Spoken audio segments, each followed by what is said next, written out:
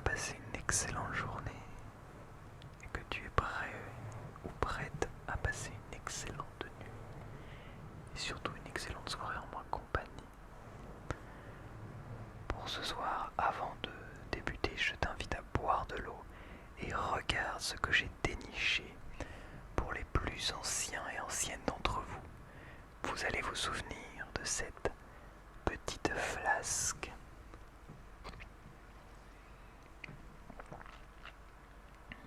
Ça, je dois dire que c'est avec une certaine émotion que je ressors cette flasque qui a eu été pendant une bonne partie de ma chaîne YouTube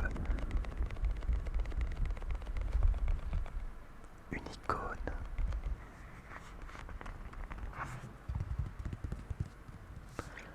Mais pour certains ou certaines qui sont arrivés peut-être il y a peu,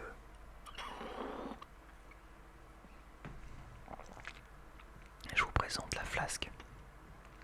C'est simplement une bouteille d'eau, voyez, qui se tord un petit peu dans tous les sens pour pouvoir courir et que ce soit hyper léger. Et je l'utilisais donc pour vous inviter à boire de l'eau. Tiens, ça fait longtemps d'ailleurs qu'on n'a pas pris le temps de savourer de l'eau. Est-ce que tu bois bien régulièrement de l'eau? Tu vas me dire oui tous les jours, sinon je serais mort. Soit, mais je veux dire, est-ce que tu prends le temps de boire et de l'apprécier?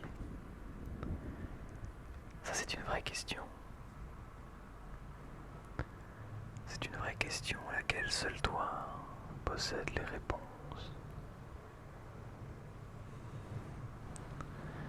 Dans cette vidéo, je te propose d'abord de beaucoup parler, dans un premier temps, histoire d'intégrer le concept et de bien débuter cette vidéo pour pouvoir bien la terminer. Si tu tends l'oreille, tu dois pouvoir entendre le son de la pluie. Elle va venir enjoliver ce chuchotement qui vient dans le creux de tes oreilles pour t'endormir. Et sache que tu n'es pas seul ce soir. Tu n'es pas seul. Tu n'es certainement pas seul. Nous sommes ensemble pour cette petite vidéo.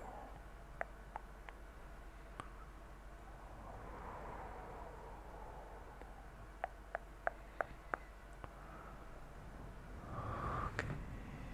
Je voulais en profiter pour te proposer un petit peu de visuel, mais seulement un petit peu pour commencer cette vidéo avant de se diriger vers le sommet. Petit à petit, petit à petit,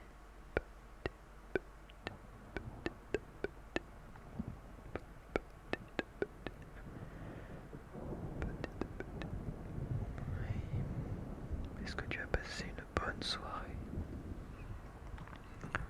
Est-ce que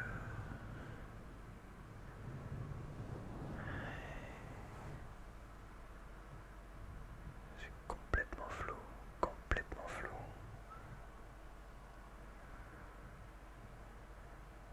Je crois que la caméra n'a pas aimé. Ah, me voilà de retour. Est-ce que tu as passé une bonne journée?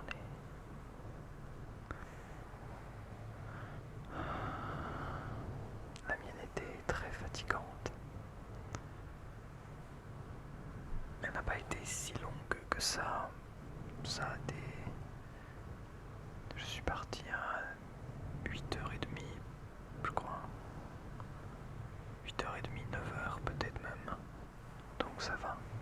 Je suis rentré à 19h30. Donc c'était pas non plus une énorme journée. Demain je pars à 8h et rentre à 23h30 par exemple. J'ai trop hâte. Mais au-delà de cela, c'était une journée plutôt fatigante.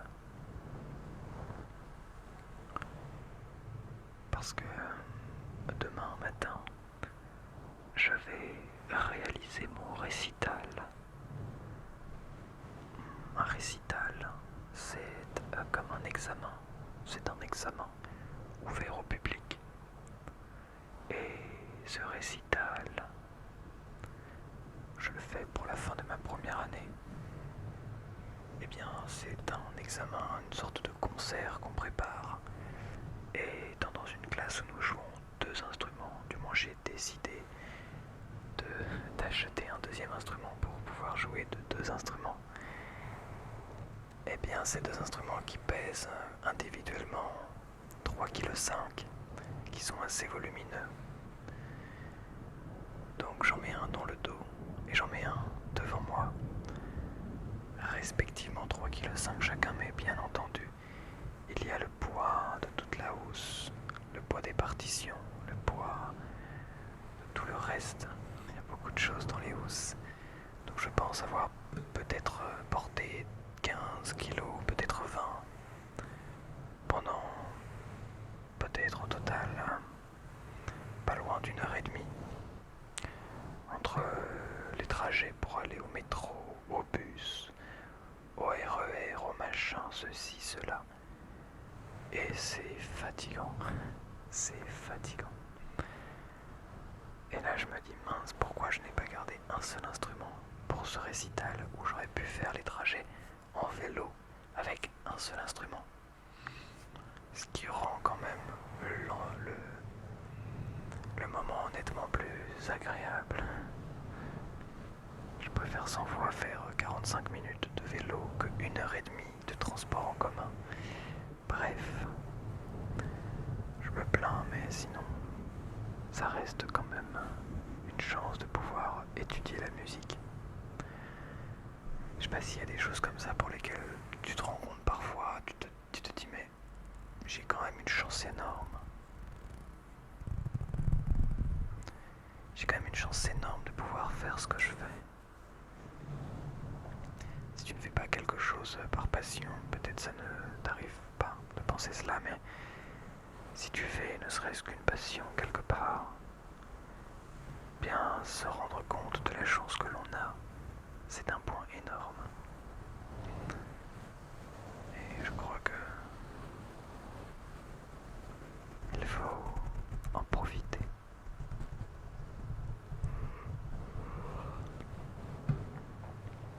Nous avons la chance,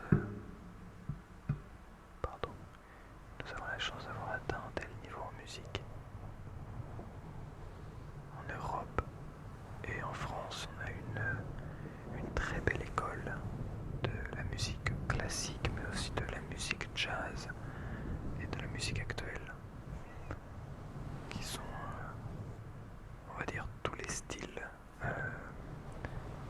qui regroupent un peu tous les styles, puisqu'évidemment on peut mettre un peu tous les styles de musique dans la musique actuelle, un peu tous les styles de musique dans le jazz, et dans la musique classique, ça regroupe de la musique médiévale à la musique contemporaine, en passant par le baroque, le romantique, le classique, la musique moderne également. Tout un tas de styles de musique qui sont regroupés et on a une très belle école. Quand je dis école, c'est bien sûr des études, des conservatoires, des établissements supérieurs depuis quelques années maintenant, qui sont venus accompagner le Conservatoire national de Paris à la suite du développement du Conservatoire national de Lyon. J'ai trop envie de vous parler de tout ça, c'est un milieu très très intéressant. vidéo où je vous parle de tout ça. Je crois que ça intéresse certains parmi vous. Bref, toujours étant que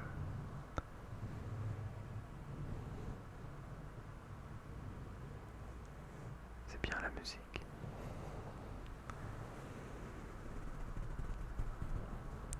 C'est bien de faire de la musique et c'est bien d'écouter de la musique.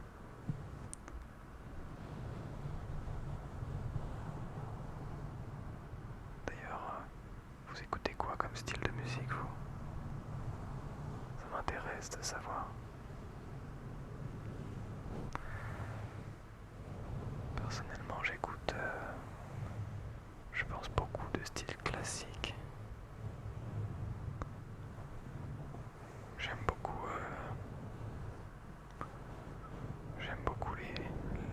les musiques. Je pense vraiment à la musique classique, j'adore. J'écoute beaucoup de musique classique depuis depuis quelques années. Enfin, j'écoutais beaucoup de musique dite populaire, pop, de la musique. Comment mon prof appelle ça?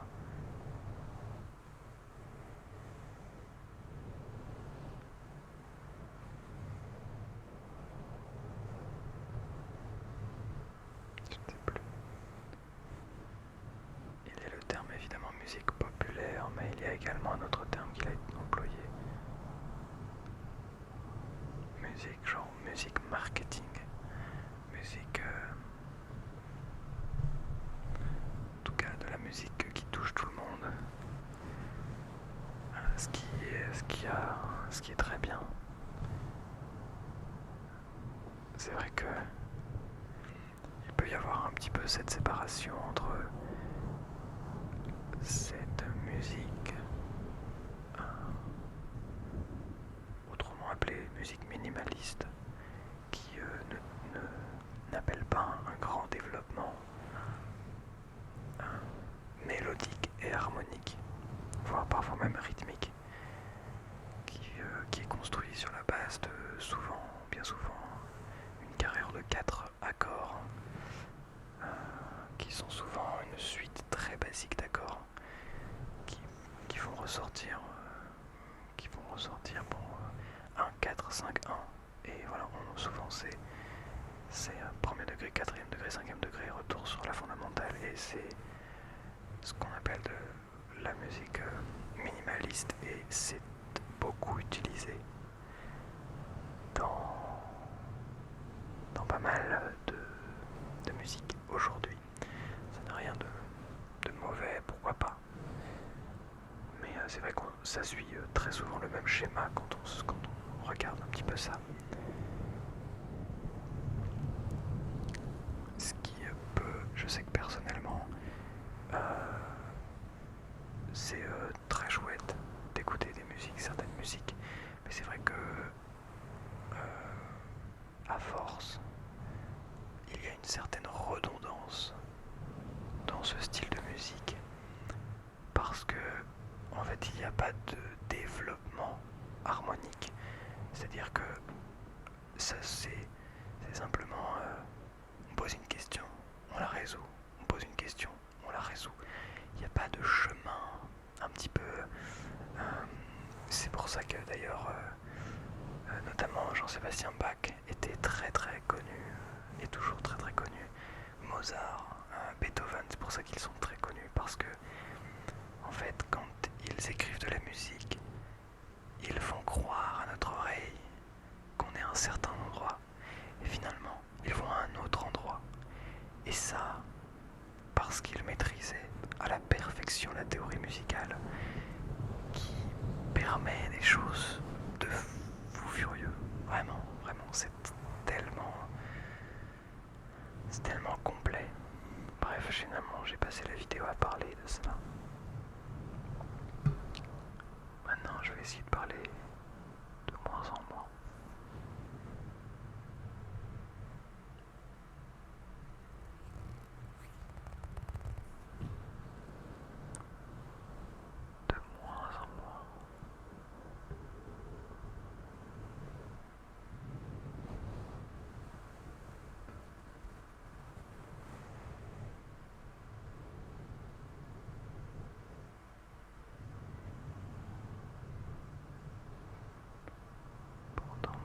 sommeil.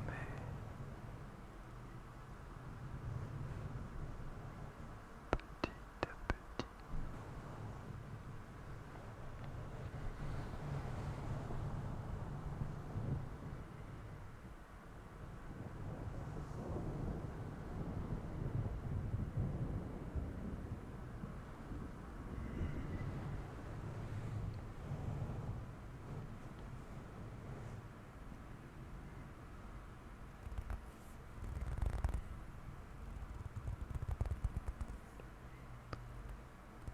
Il faudrait que j'essaie de trouver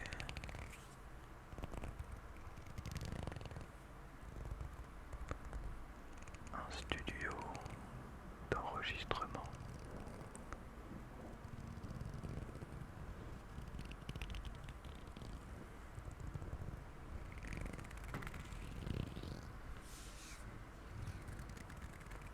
Ou au moins un endroit qui serait très calme où je pourrais enregistrer des vidéos.